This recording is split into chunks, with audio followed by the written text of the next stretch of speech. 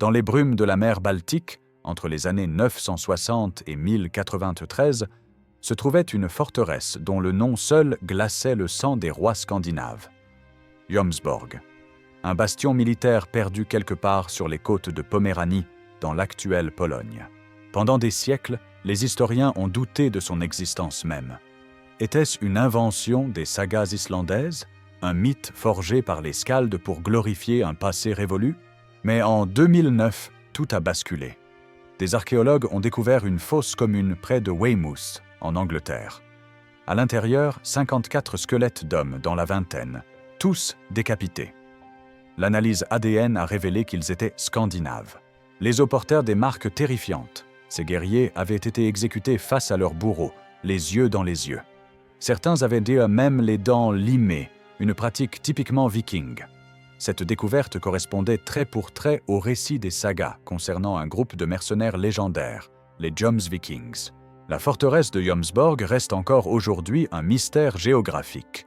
Les sagas nordiques la situaient sur la côte sud de la Baltique. Les chercheurs ont proposé plusieurs sites, l'île de Wolin en Pologne, sur la colline Silberberg, ou peut-être la ville mythique de Vineta engloutie par les eaux. En 2019, une chronique médiévale perdue, la Gesta Wolinensis, a été redécouverte. Elle décrirait précisément l'emplacement de Jomsborg, mais son analyse complète se fait encore attendre. Ce qu'on sait, c'est que cette forteresse pouvait accueillir entre 30 et 300 navires selon les sources. Un port militaire d'une envergure exceptionnelle pour l'époque. Les fouilles menées en 2021 sur la colline des Pendus à Wolin ont révélé des vestiges de fortifications circulaires, typiques des Vikings danois, et des traces d'incendies massifs. Tout concorde avec les récits historiques d'une destruction finale par le roi Magnus Ier de Norvège en 1093. Mais qui étaient vraiment ces Jomsvikings? Pas de simples pillards vikings. Ils formaient une confrérie militaire d'élite, organisée, disciplinée, mortelle. Une armée de mercenaires professionnels qui se battaient pour le plus offrant, rois chrétiens ou païens, peu importait. Leur seule foi, c'était Odin et Thor. Leur seule loi, c'était leur code d'honneur impitoyable. Ce qui les distinguait des autres Vikings, c'était leur organisation militaire à la manière d'un ordre monastique guerrier. Ils vivaient ensemble dans leur forteresse, s'entraînaient ensemble, combattaient ensemble et mouraient ensemble. Certains historiens voient en eux les précurseurs des ordres chevaleresques médiévaux comme les Templiers. Mais contrairement aux chevaliers chrétiens qui allaient naître 2 siècles plus tard, les Jomsvikings restèrent fidèles jusqu'au bout aux anciens dieux du Nord. L'origine exacte des Jomsvikings divise les sources historiques. Selon la Gesta Danorum de Saxo Grammaticus, tout commence avec Harald à la dent bleue, le puissant roi du Danemark. Harald conquiert une colonie appelée Julinum sur la côte Vend et la confie à Styrbjörn le Fort, un prince suédois exilé. Harald fournit alors à Styrbjörn une force militaire redoutable avec laquelle ce dernier terrorise les mers. Cette version fait d'Harald le véritable fondateur de l'ordre. Mais la Jomsvikinga saga, écrite au XIIIe siècle, raconte une histoire différente. Elle attribue la fondation de Jomsborg à un homme, Palnatoke. Palnatoke était un héros danois légendaire originaire de l'île de Fioni. Son surnom, Tok l'Archer, lui venait de son habileté exceptionnelle à l'arc. C'était un guerrier dans l'âme, fervent adorateur des anciens dieux. Son oncle avait été exécuté sur ordre du roi Harald, ce qui avait laissé en Palnatoke une haine tenace contre le monarque. À cette époque, Harald était devenu l'un des premiers rois vikings à se convertir au christianisme. Il cherchait à imposer la nouvelle religion à son peuple, ce qui provoquait une résistance farouche chez les païens traditionalistes. Palnatoke incarnait cette résistance. Il avait également élevé comme fils adoptif Sven à la barbe fourchue, le fils illégitime d'Harald que le roi refusait de reconnaître. Selon la saga, Palnatoke voyagea jusqu'au pays des Wend, un peuple slave établi sur la côte sud de la Baltique. Là, il rencontra le roi Burislav, un souverain semi-légendaire. Palnatoke épousa la fille de Burislav, obtenant ainsi le titre de Jarl. Mais la vie paisible de noble l'ennuyait profondément. Quelque chose en lui réclamait l'action, le combat, la gloire. Burislav lui offrit alors un territoire sur la côte baltique pour qu'il y établisse un bastion militaire. C'est ainsi que naquit Jomsborg. Palnatoke y établit une communauté de guerriers d'élite, unis par un serment sacré et un code de conduite sans précédent dans le monde viking. La forteresse elle-même était un chef-d'œuvre d'ingénierie militaire. Construite selon les techniques danoises, elle comportait des remparts circulaires massifs, une baie naturelle protégée capable d'abriter des dizaines de dracars et des structures défensives redoutables. Sa position stratégique sur les routes commerciales de la Baltique lui permettait de contrôler le trafic maritime entre la Scandinavie et l'Europe de l'Est. C'était à la fois un port militaire, un comptoir commercial et une place forte imprenable. Les Vikings de toute la Scandinavie connaissaient Jomsborg. Pour certains, c'était une menace. Pour d'autres, un rêve. Car rejoindre les Jomsvikings signifiait accéder à l'élite absolue des guerriers du Nord. Le recrutement des Jomsvikings ne ressemblait à rien d'autre dans le monde viking. Palnatoke avait établi des critères stricts qui feraient ne pâlir les sélections militaires modernes. Seuls les hommes âgés de 18 à 50 ans pouvaient postuler. Mais l'âge n'était que le premier filtre. Le candidat devait avoir déjà prouvé sa valeur au combat. Pas de novices, pas de jeunes inexpérimentés cherchant à faire leurs preuves. Les Jomsvikings ne formaient pas de recrues, ils sélectionnaient des guerriers déjà accomplis. L'origine familiale ne comptait pour rien. Qu'on soit fils de roi ou de paysan importait peu. Seule la bravoure et la compétence martiale avaient de l'importance. L'épreuve d'admission était un rituel redoutable, le Holmgang, un duel rituel contre un Jomsviking confirmé. Le candidat devait affronter en combat singulier l'un des membres de la confrérie. Pas un combat arrangé ou symbolique, un véritable affrontement où chacun risquait sa vie. Le candidat devait prouver qu'il maîtrisait les armes, qu'il gardait son sang-froid sous pression, qu'il possédait l'instinct du tueur. Beaucoup mouraient durant ces duels. D'autres en ressortaient estropiés. Mais ceux qui triomphaient gagnaient le droit de porter le titre de Jomsviking, un honneur que peu de guerriers pouvaient revendiquer dans toute la Scandinavie. Cette sélection impitoyable garantissait que seuls les meilleurs des meilleurs rejoignaient les rangs de l'ordre. Une fois admis dans l'ordre, le nouveau Jomsviking devait jurer fidélité à un code d'honneur d'une rigueur monastique. Ce code, établi par Palnatoke lui-même, comportait 11 règles absolues. Enfreindre une seule de ces règles entraînait l'expulsion immédiate de la confrérie, sans appel, sans pardon. Ce n'était pas seulement une armée de mercenaires, c'était une fraternité de guerriers liés par des serments sacrés devant Odin et Thor. La première règle était simple mais inflexible. Aucun Jomsviking ne devait montrer la moindre peur face à l'ennemi. Peu importait le nombre d'adversaires, peu importait la situation désespérée. Un Jomsviking ne reculait jamais, ne tremblait jamais, ne suppliait jamais. Face à un ennemi de force égale ou inférieure, la fuite était interdite. Seule une retraite ordonnée face à une force massivement supérieure était tolérée, et encore uniquement sur ordre du chef. Cette règle allait au-delà du simple courage militaire. C'était une question d'identité, de fierté, de rapport au sacré. Un guerrier qui montrait la peur déshonorait non seulement lui-même, mais tout l'ordre et les dieux qu'il servait. Chaque Jomsviking était lié à ses frères d'armes par un serment de protection mutuelle. Si l'un d'eux était attaqué, les autres devaient voler à son secours. Si l'un d'eux était tué, les autres devaient venger sa mort.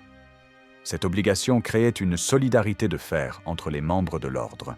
Dans les batailles, les Jomsvikings se battaient comme une seule entité, chacun couvrant le dos de son frère, chacun prêt à mourir pour sauver un compagnon. Cette cohésion tactique les rendait redoutables sur le champ de bataille. Là où d'autres armées vikings se désintégraient dans le chaos individuel, les Jomsvikings manœuvraient comme une machine de guerre disciplinée. Les querelles internes étaient strictement interdites. Parler en mal d'un frère d'armes valait l'exclusion. Les disputes devaient être réglées par la médiation des officiers de l'ordre. Si deux Jomsvikings avaient un différend personnel remontant à une vendetta familiale, ces histoires devaient rester à la porte de Jomsborg. À l'intérieur des murs, tous étaient un frère, unis par un lien plus fort que le sang. Cette règle visait à prévenir les factions et les divisions qui avaient détruit tant d'armées vikings par le passé. Le code exigeait aussi le partage équitable de tout butin de guerre. Pas de chef qui s'accapare la part du lion. Chaque guerrier recevait sa portion égale du pillage, qu'il soit chef de guerre ou simple soldat. Cet égalitarisme matériel renforçait l'unité de l'ordre et empêchait les jalousies destructrices. Les règles concernant la vie quotidienne à Jomsborg étaient tout aussi strictes. Aucune femme ni aucun enfant n'était autorisé à l'intérieur des murs de la forteresse. Les Jomsvikings vivaient comme des moines guerriers, célibataires et dévoués uniquement à leur art martial. Il n'est pas totalement clair si les mariages étaient interdits ou si les épouses devaient simplement vivre à l'extérieur, mais la règle était sans ambiguïté concernant la forteresse elle-même. De même, aucune femme ne devait être prise en captivité lors des raids. Cette règle pourrait sembler étrange pour des Vikings, habituellement réputés pour capturer des esclaves, mais elle reflétait la nature particulière de l'ordre. Ce n'étaient pas des pillards ordinaires, mais des guerriers professionnels. Aucun membre ne pouvait s'absenter de Jomsborg plus de 3 jours sans permission de la confrérie. Cette règle assurait que l'ordre maintenait toujours une force de combat complète, prête à embarquer à tout moment. Les Jomsvikings devaient être disponibles, entraînés, prêts. Pas de longues absences pour affaires personnelles ou visites familiales. L'appartenance à l'ordre passait avant tout le reste.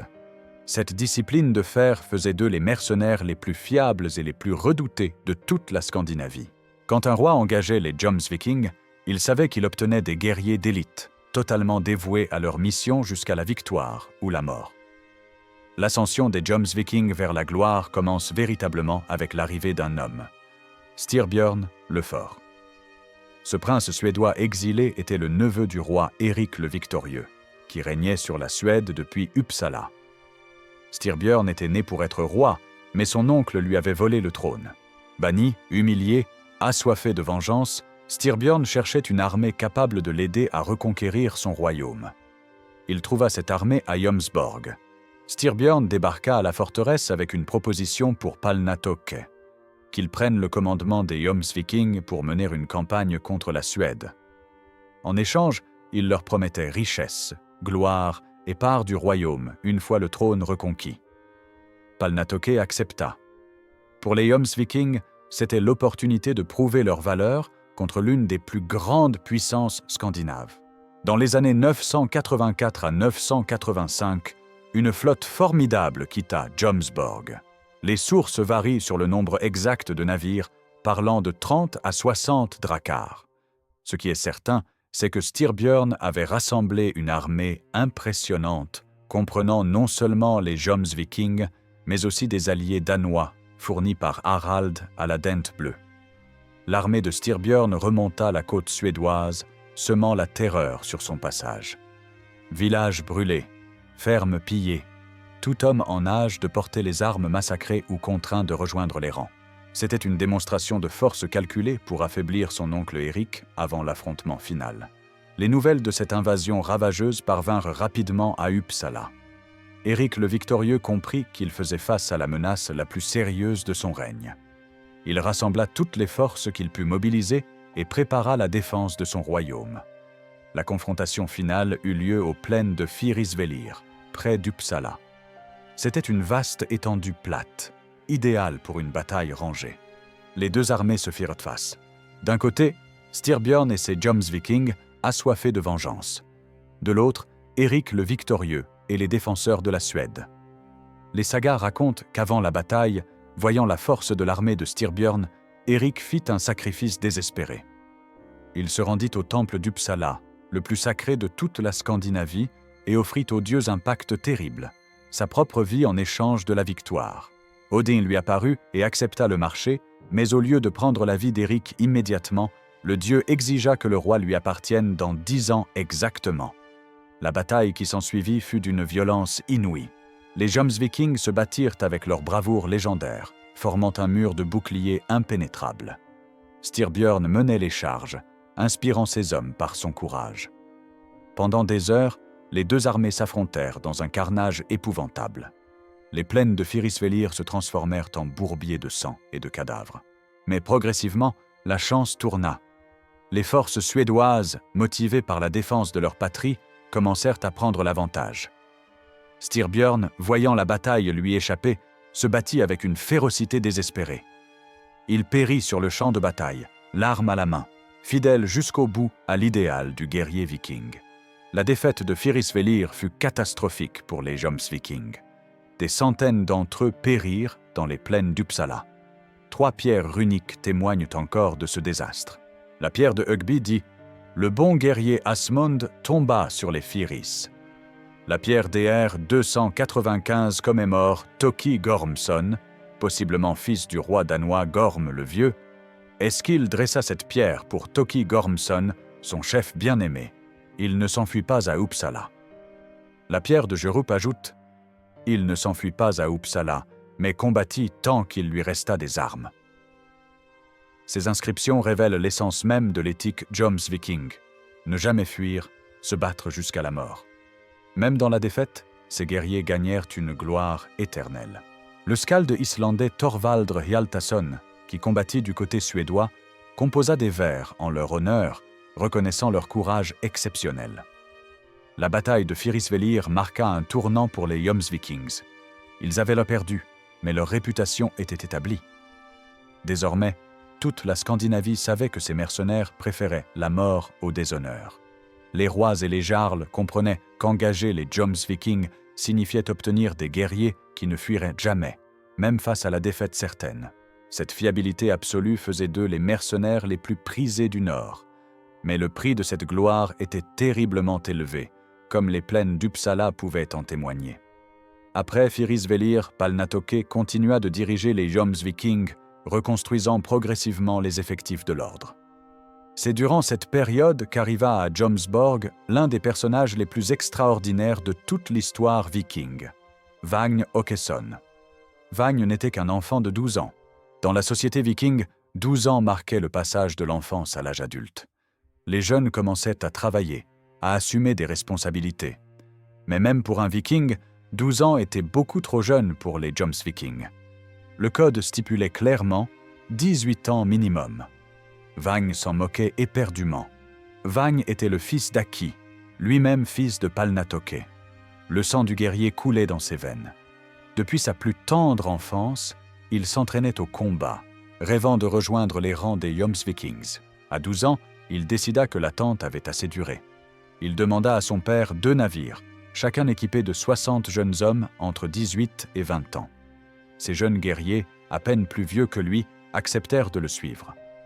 Ensemble, ils descendirent la côte du Danemark, pillant et brûlant sur leur passage. C'était une démonstration de force, un message envoyé à Jomsborg. Vagn n'était pas un enfant ordinaire. Quand les 2 navires de Vagn arrivèrent en vue de Jomsborg au lever du soleil, les sentinelles les observèrent avec curiosité. 2 dracars remplis de jeunes guerriers menés par un gamin. C'était soit une plaisanterie, soit une provocation. Vagn demanda audience pour rejoindre l'ordre. Les Jomsvikings refusèrent, invoquant la règle d'âge. Vagn ne discuta pas. Il lança un défi, qu'on envoie 2 navires de Jomsvikings l'affronter. S'il perdait, il partirait. S'il gagnait, on l'accepterait. Le chef de l'ordre à ce moment était Sigvaldi Strutt Haraldsson, qui avait succédé à Palnatoke. Intrigué par l'audace du gamin, Sigvaldi accepta le défi et envoya 2 de ses meilleurs navires. La bataille navale qui s'ensuivit stupéfia les observateurs. Les navires de Vagn dansaient sur l'eau avec une agilité remarquable. Les jeunes guerriers lançaient une pluie de javelots et de flèches sur leurs poursuivants. Les Jomsvikings, surpris par la férocité de l'attaque, tentèrent d'aborder les navires de Vagn, mais celui-ci manœuvrait constamment pour les maintenir à distance. Finalement, réalisant qu'ils ne pourraient pas gagner en mer, les Jomsvikings débarquèrent sur la côte pour se regrouper. Mais Vagn ne leur laissa aucun répit. Il mena ses hommes à terre dans une charge brutale qui projeta les Jomsvikings dans la boue gelée. Le combat au corps à corps fut sanglant. Vagn, malgré ses 12 ans, se battait comme un démon. Son épée virevoltait, parant les coups, trouvant les failles dans les défenses adverses. Autour de lui, ces jeunes guerriers se battaient avec une rage née de leur désir de prouver leur valeur. Les Jomsvikings, guerriers d'élite habitués à dominer tout adversaire, se trouvaient en difficulté face à cette horde de jeunes loups affamés. Finalement, couverts de sang et épuisés, les Jomsvikings appelèrent la fin du combat. Quand on compta les morts, le résultat était stupéfiant. 30 Jomsvikings avaient péri, contre seulement 3 des hommes de Vagn. Ce n'était plus un test, c'était une humiliation. Toute la garnison de Jomsborg avait assisté à la scène. Un gamin de 12 ans venait de battre 2 équipages de leur élite. Sigvaldi lui-même descendit pour rencontrer Vagne. Il examina l'enfant couvert de sang et de boue, les yeux brillants de défi. Puis Sigvaldi sourit.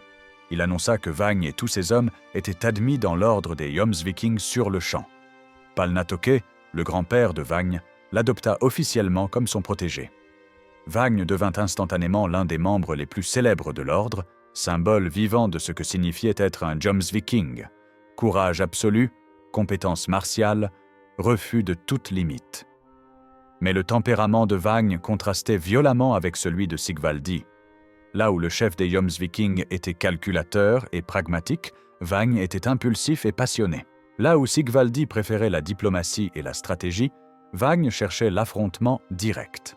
Cette différence de personnalité allait bientôt causer des tensions dramatiques au sein de l'ordre.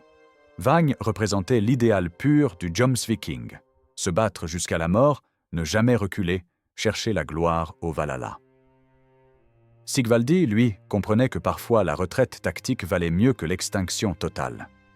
Ces deux philosophies allaient s'affronter de manière explosive lors de la bataille la plus célèbre de l'histoire des Jomsvikings. L'année 986 marqua le moment le plus glorieux et le plus tragique de l'histoire des Jomsvikings.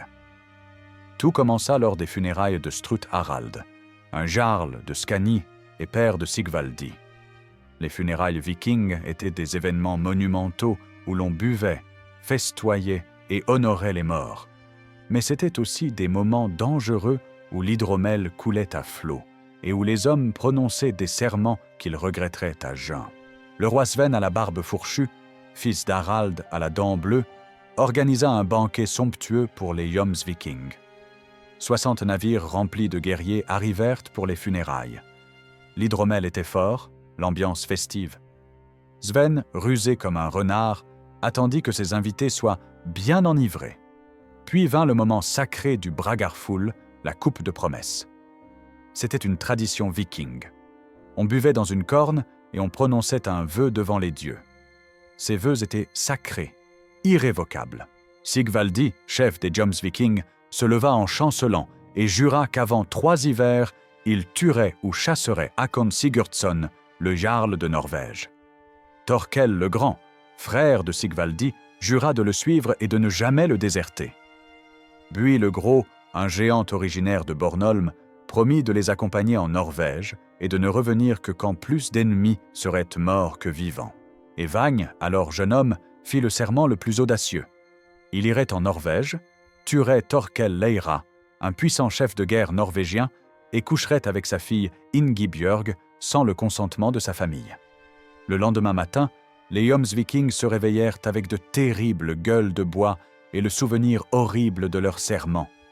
Ils réalisèrent qu'ils venaient de promettre d'attaquer la Norvège, l'un des royaumes les plus puissants de Scandinavie, dirigé par Hakon Sigurdsson, un guerrier redoutable et un stratège brillant. C'était de la folie pure, mais les vœux prononcés devant les dieux ne pouvaient être rompus. Sigvaldi tenta de trouver une échappatoire, mais l'honneur des Jomsvikings était en jeu. Ils devaient tenir leurs promesses ou mourir en essayant. Une flotte de 120 navires quitta Jomsborg pour la Norvège. Les sources varient sur le nombre exact, certaines parlant de 60 navires seulement, mais toutes s'accordent sur la magnitude de l'expédition. Les Jomsvikings remontèrent la côte norvégienne, pillant et brûlant tout sur leur passage. Ils ne cherchaient pas la discrétion. Au contraire, ils voulaient que Hakon sache qu'ils venaient. C'était un défi ouvert, une déclaration de guerre. Les villages côtiers furent ravagés. Les habitants fuyaient vers l'intérieur, portant les nouvelles de l'invasion. La terreur précédait les dracars des Jomsvikings. Hakon Sigurdsson reçut les rapports avec une inquiétude croissante. Les Jomsvikings n'étaient pas de simples pillards. C'étaient les meilleurs guerriers de Scandinavie. Il mobilisa immédiatement toutes les forces de Norvège, envoyant des messagers dans toutes les directions. Le mot se répandit. Le jarl demandait à tous les hommes capables de porter les armes de se rassembler. La réponse fut massive. Les Norvégiens comprenaient que leur liberté était en jeu. Hakon réussit à rassembler une flotte de 360 navires. Les deux armées se rencontrèrent quelque part dans les fjords de Sunnmøre, dans un détroit qu'on appela plus tard Hjörungavágr. L'emplacement exact de la bataille reste incertain, ce qui ajoute à sa dimension légendaire. Ce qu'on sait, c'est que le terrain était crucial. Les eaux confinées du détroit limitaient les manœuvres navales et favorisaient le combat rapproché. Les navires pouvaient être attachés les uns aux autres, créant des plateformes flottantes où les guerriers s'affrontaient au corps à corps. Hakon connaissait parfaitement ces eaux. Il exploita les courants, les vents, les récifs cachés. Les Jomsvikings, eux, se trouvaient en territoire inconnu, confrontés à un ennemi 3 fois plus nombreux sur son propre terrain. La bataille commença à l'aube. Les Jomsvikings attaquèrent avec leur férocité habituelle. Malgré l'infériorité numérique, ils prirent d'abord l'avantage. Leur discipline, leur entraînement supérieur et leur courage fanatique leur permirent de briser les premières lignes norvégiennes. Navire après navire, ils abordaient les dracars ennemis, massacrant les équipages. Bui le Gros se distinguait particulièrement, son unité semant la terreur dans les rangs norvégiens. Vagn menait son propre navire avec une audace suicidaire, cherchant partout Thorkel Leira pour accomplir son serment. Puis la marée tourna, littéralement et figurativement. Selon la saga, Hakon fit un sacrifice désespéré. Il offrit son propre fils de 7 ans à sa déesse tutélaire, Thorgerd Ulgabrud. Les éléments se déchaînèrent. Un orage terrible s'abattit sur le détroit. Les vents changèrent de direction, soufflant maintenant contre les voiles des Jomsvikings. Des grêlons gros comme des œufs s'abattirent sur eux. Dans le chaos de la tempête, les Norvégiens contre-attaquèrent avec une fureur renouvelée. Les sagas parlent eux-mêmes de Thorgerd et d'autres créatures surnaturelles combattant aux côtés de Hakon, lançant des flèches de chaque doigt. Sigvaldi, voyant la bataille tourner au désastre, prit une décision qui hanterait sa réputation à jamais. Il ordonna la retraite et coupa les amarres de ses navires pour fuir. Une partie de la flotte Jomsviking le suivit dans la débâcle. Mais Vagn refusa catégoriquement. Quand l'ordre de retraite parvint à son navire, Vagn hurla son mépris. Il lança même son javelot en direction du navire de Sigvaldi, visant délibérément à côté, mais assez près pour que le message soit clair. Sigvaldi était un lâche, un traître au code des Jomsvikings. Vagn rallia tous ceux qui refusèrent de fuir et continua le combat. Les guerriers restants se battirent avec une fureur désespérée. Ils savaient qu'ils allaient pour les mourir, mais ils mourraient en Jomsvikings, les armes à la main, les yeux dans ceux de leurs ennemis. Puis le Gros, le visage fendu par un coup d'épée, tua son adversaire d'un seul coup qui coupa l'homme en 2 contre le plat-bord du navire. Puis, réalisant que sa blessure était mortelle, Bui fit quelque chose d'extraordinaire. Il attacha 2 coffres remplis d'or à ses bras et sauta par-dessus bord. Les sagas disent qu'il pourrait s'être transformé en dragon des mers. Plus probablement, il choisit de mourir à sa manière, emportant sa richesse dans les profondeurs plutôt que de la laisser aux Norvégiens. Finalement, submergés par le nombre, Vagn et environ 70 Jomsvikings survivants furent capturés. Les Norvégiens les enchaînèrent et les amenèrent sur la côte. Hakon ordonna leur exécution. C'était le traitement habituel réservé aux ennemis vaincus, surtout des mercenaires païens qui avaient ravagé la côte norvégienne. Thorkel Leira fut désigné comme bourreau. Un par un, les Jomsvikings furent amenés pour être décapités. Et c'est là que leur légende atteignit son apogée. Après leur défaite à Hjörungavágr, 70 Jomsvikings enchaînés attendaient leur mort. Hakon ordonna leur exécution. Thorkel Leira fut désigné comme bourreau. Ce qui allait suivre transformerait une défaite militaire en triomphe moral. Le premier prisonnier s'avança. « As-tu peur de mourir » demanda Thorkel. « Je mourrai comme j'ai vécu sans peur. » Décapité d'un coup net. Le suivant répondit « J'ai vécu selon le code des Jomsvikings. La mort ne m'effraie pas. » Décapité. Un troisième, content de mourir comme son père au combat, dit simplement « Frappe donc !» Chaque guerrier affrontait l'exécution avec une sérénité qui stupéfiait les Norvégiens. L'un d'eux demanda à un esclave de tenir ses cheveux pour qu'ils ne se salissent pas dans le sang. Mais quand l'épée descendit, le Jomsviking baissa brusquement la tête. La lame trancha les bras de l'esclave au-dessus des poignets. Le guerrier, tenant les mains coupées dans ses cheveux, lança « À qui sont ces mains dans mes cheveux ?» Hakon, furieux de cette ruse, ordonna que les exécutions se poursuivent sans délai. Un autre voulut être frappé de face pour voir la mort arriver. Thorkel accepta, et le guerrier ne cligna même pas des yeux quand l'épée fendit son crâne. Cette bravoure avait un but précis. Les Jomsvikings croyaient qu'Odin n'acceptait au Valhalla que les guerriers morts, les armes à la main. En affrontant leur bourreau les yeux dans les yeux, ils prouvaient leur valeur aux dieux. Après une dizaine d'exécutions, Eirik Håkonsson, le fils de Hakon, commença à être impressionné. Quand on amena le 11e prisonnier, Eirik demanda son nom. « Je suis Svein Buasson. » Touché par sa dignité, Eirik offrit de l'épargner s'il acceptait d'entrer à son service. Svein accepta. Eirik avait compris que tuer de tels guerriers était un gâchis. Puis vint Vagn Åkesson. Enchaîné, couvert de sang, il s'avança avec son arrogance habituelle. « As-tu peur de mourir ?» Vagn sourit. « Je mourrai content si j'accomplis mon serment, tuer Thorkel Leira et coucher avec sa fille Ingibjörg sans son consentement. » Thorkel, fou de rage, se précipita sur Vagn avec son épée. Mais Björn le Gallois poussa Thorkel qui trébucha. Son épée manqua Vagn et trancha ses liens. Vagn, soudainement libre, arracha l'épée et décapita Thorkel d'un seul mouvement. Hakon hurla d'ordonner sa mort immédiate. Mais Eirik s'interposa. Il avait vu le courage face à la mort, l'accomplissement d'un serment impossible, la compétence martiale même enchaînée. Ce Vagn incarnait l'idéal du guerrier. Eirik déclara qu'il l'épargnait et demanda à son père de gracier tous les Jomsvikings restants. Vagn posa une condition. Il acceptait la clémence seulement si tous ses frères survivants étaient également libérés. Sinon, il préférait mourir avec eux. Hakon aurait pu ordonner l'exécution de tous. Mais Eirik, impressionné par cette loyauté, accepta. Les 60 Jomsvikings restants furent libérés. Vagn épousa effectivement Ingibjörg, accomplissant son serment jusqu'au bout.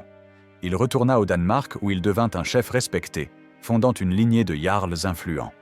Cette exécution inachevée devint l'une des histoires les plus célèbres de toute la littérature nordique. Elle illustrait l'éthique des Jomsvikings, courage absolu, loyauté envers les frères d'armes, accomplissement des serments quoi qu'il en coûte. Même dans la défaite, les Jomsvikings avaient gagné une victoire morale. Désormais, chaque skald en Scandinavie racontait l'histoire de ces guerriers qui n'avaient pas peur de la mort.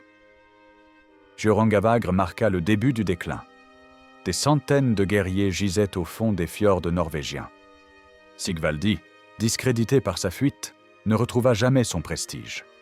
Les sagas le décrivent comme un objet de ridicule, comparé défavorablement à Vagn.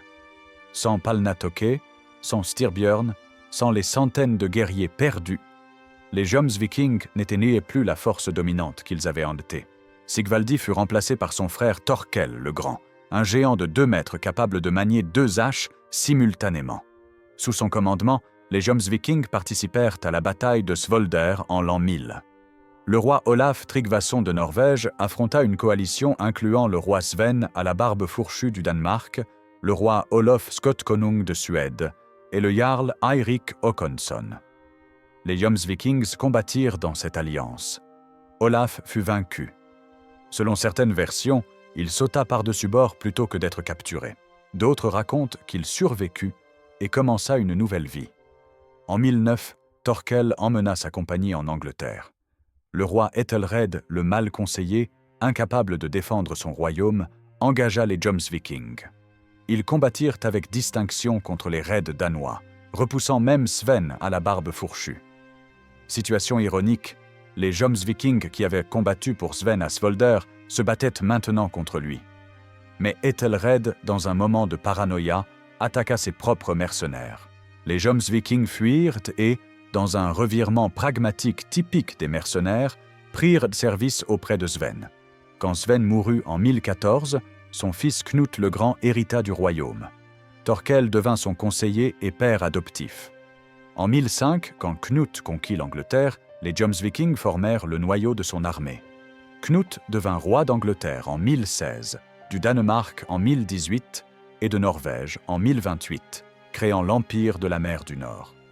Les Jomsvikings survivants devinrent les Huskarls, la garde personnelle de Knut. Transformation remarquable. De mercenaires païens, ils étaient devenus la garde d'élite d'un empire chrétien.